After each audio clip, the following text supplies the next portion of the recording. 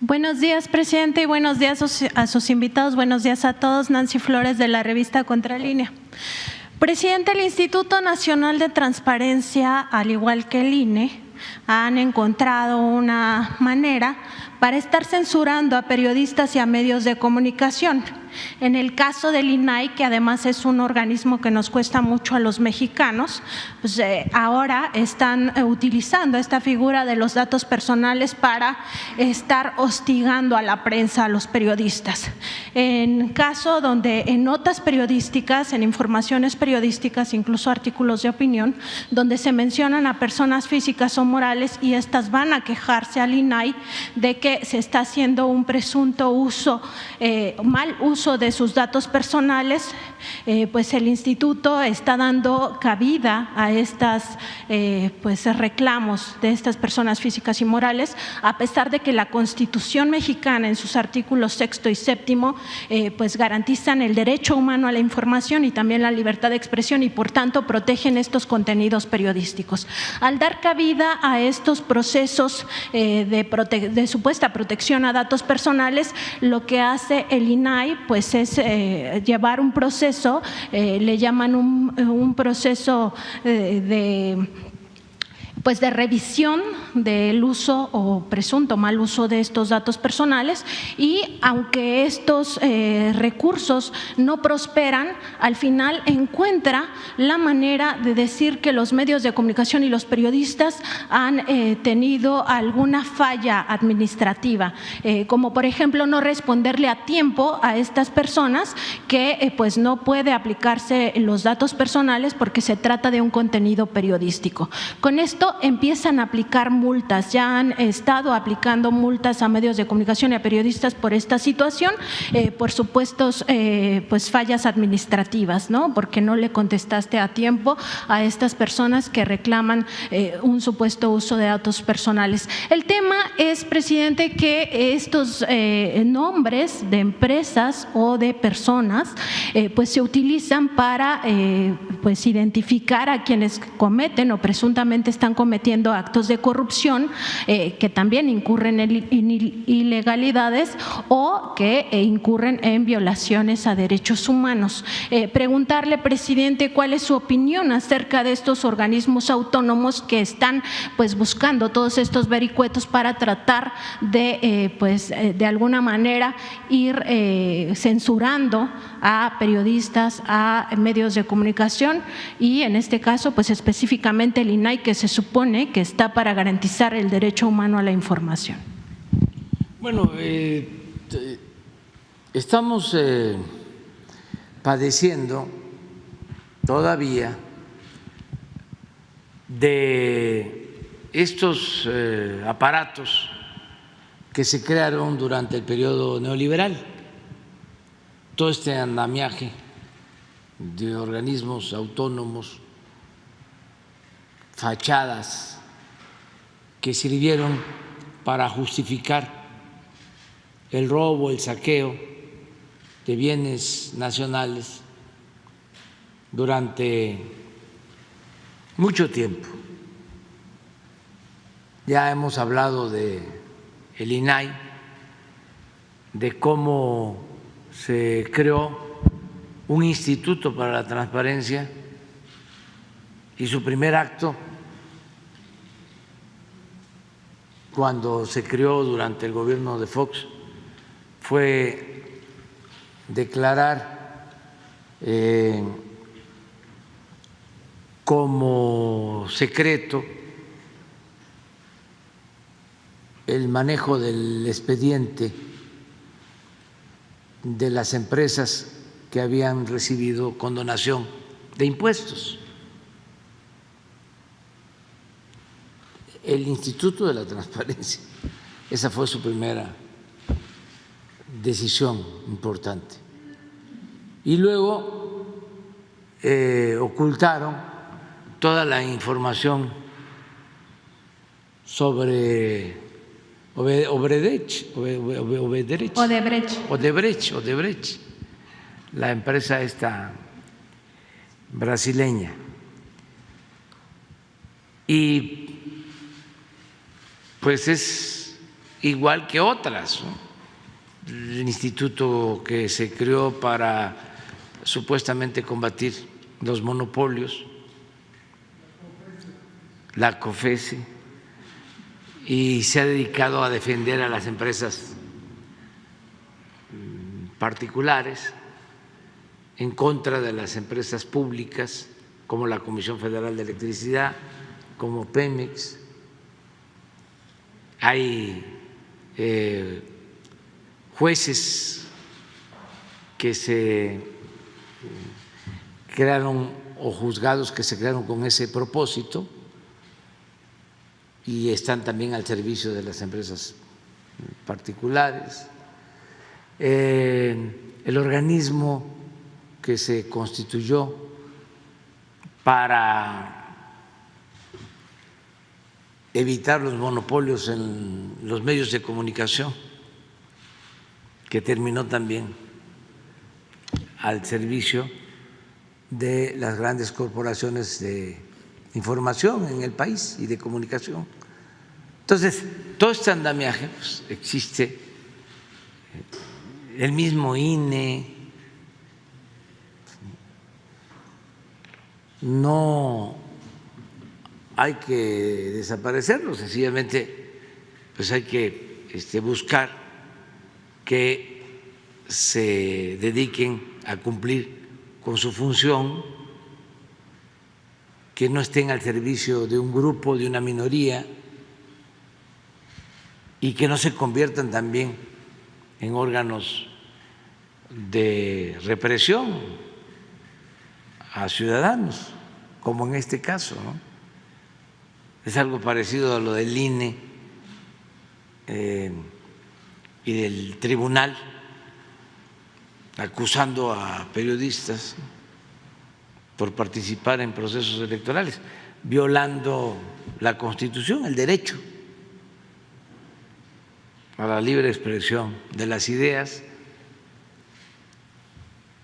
Pero, en fin, hay que estarlo denunciando y hay que buscar que esto cambie.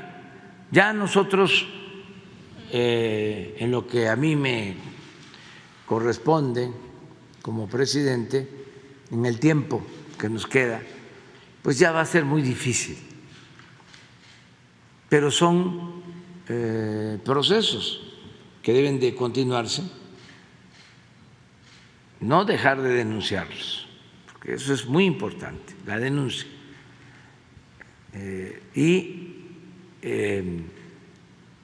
En su momento llevar a cabo reformas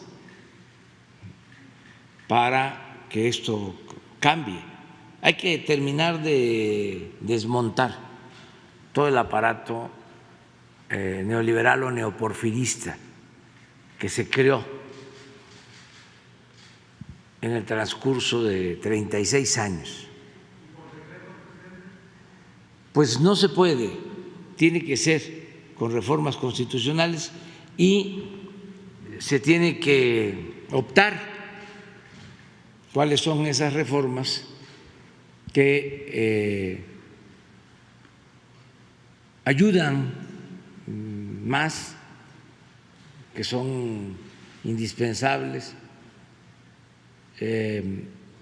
y pensando también en que vienen otros gobiernos y que debe haber continuidad con cambio. Esto es, que debe de terminar de consolidarse la transformación, porque fue mucho tiempo, fueron 36 años. Siempre recuerdo, para no olvidar, que el porfiriato fueron 34 años. Y fue tan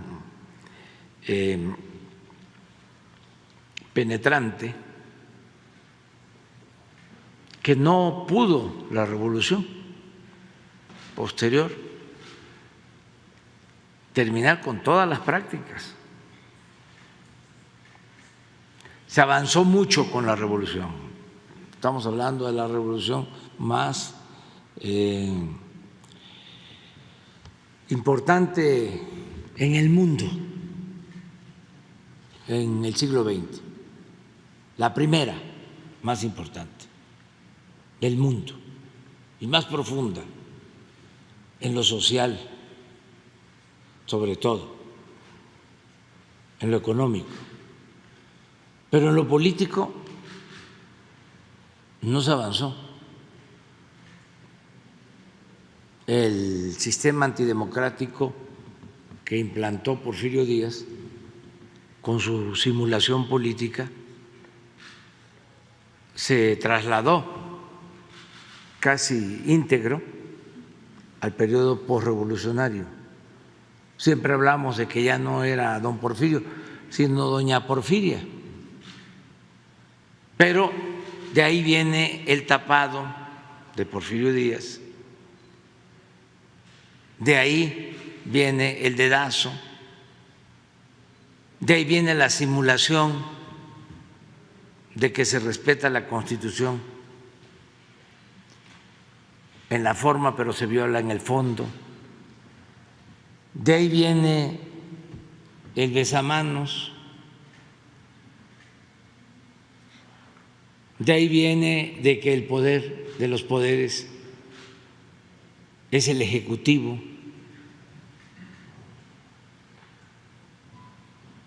De ahí vienen muchas cosas. El que se celebren elecciones, pero que no se respete el voto. Durante los 34 años de Porfirio Díaz nunca dejó de celebrarse una elección, pero ya de antemano se sabía quién iba a ganar. Mandaba las listas a sus hombres fuertes en los estados, las llamadas palomas mensajeras,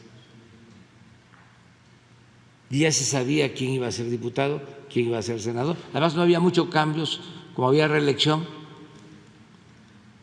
casi se morían en los curules, pasaban de un curul a otro.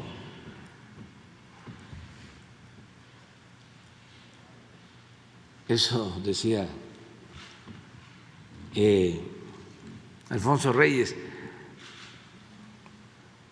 de su maestro Manuel Sánchez Mármol. Decía que era diputado y luego lo pasaron al Senado y era una curul más muelle, más cómoda, y cuando despertó pues estaba ya a punto de fallecer.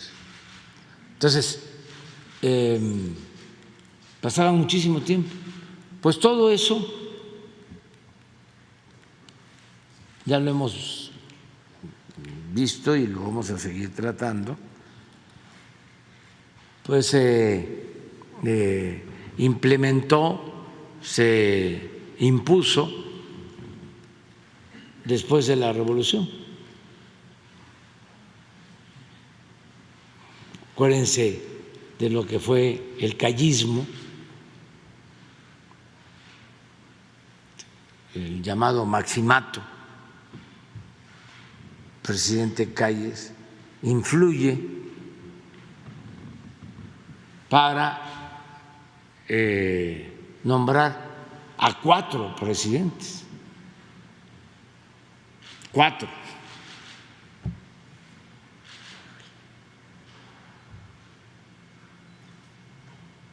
Y él es el creador del PRI, que se fundó en 1929 como Partido Nacional Revolucionario.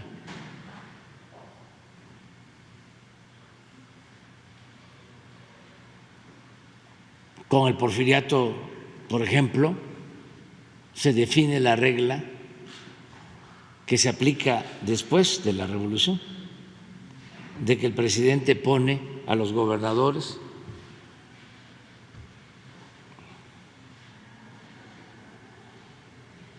a los diputados federales, a los senadores, y los gobernadores imponen a los presidentes municipales, a los diputados locales,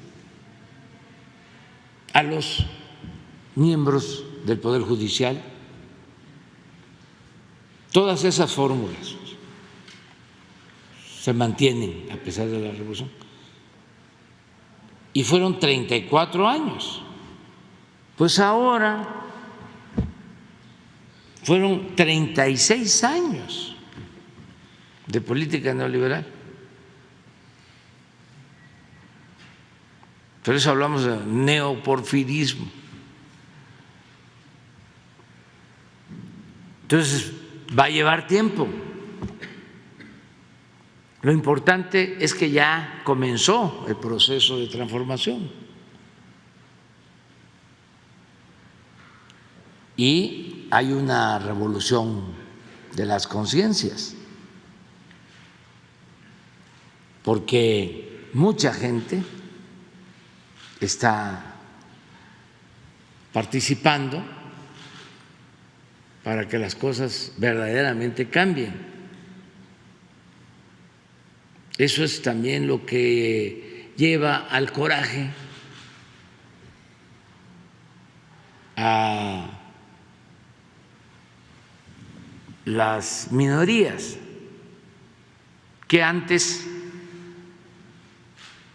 dominaban y eran los dueños de México, o se sentían los dueños de México, y que fueron los que crearon todo ese andamiaje al que haces tu referencia. Hay muchas cosas que faltan porque es un proceso de transformación, pero se ha ido avanzando y vamos a dejar muy cambiado el país. Sin embargo, va a hacer falta seguir adelante, seguir transformando y consolidando lo logrado. Y no hay que dejar de denunciar todas estas arbitrariedades y transparentarlas sin agredir a nadie, sin ser groseros, sin insultar, con apego a la verdad. No estar inventando, ¿no?, cosas, sino un buen debate sobre lo que está sucediendo en el país, cómo se está cambiando esta realidad. Y yo espero que sigamos avanzando en ese sentido. Y vamos bien, vamos muy bien. Ahora con las fiestas patrias la gente estaba muy contenta, muy contenta, en el Zócalo, en el desfile, participaron miles de ciudadanos, no solo la noche del grito, sino al día siguiente. En toda la ruta del desfile había gente,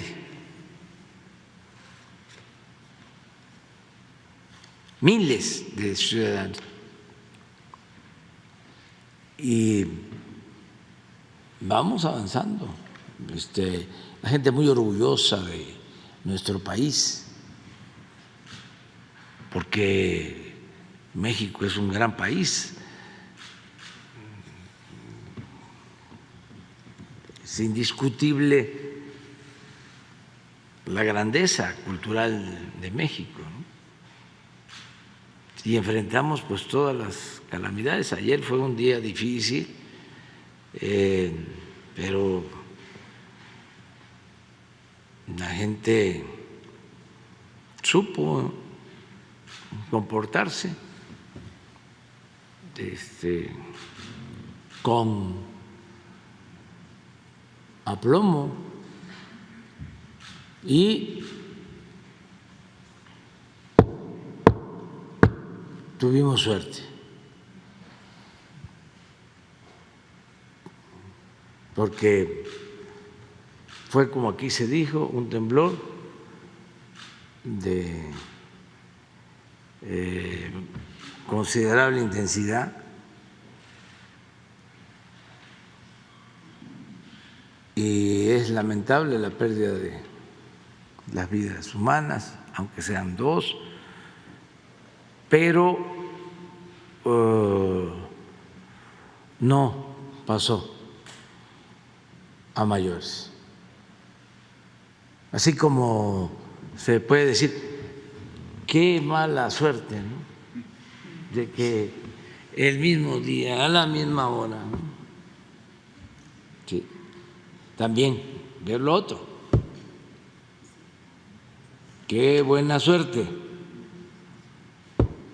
de que no pasó a mayores. Ya cada quien que haga sus reflexiones, pero por lo que a mí corresponde como gobernante del país, podría decir que el resultado no fue tan dramático, tan grave, afortunadamente. O sea, algunos podrán decir, estamos con mala suerte. Yo digo, estamos con buena suerte.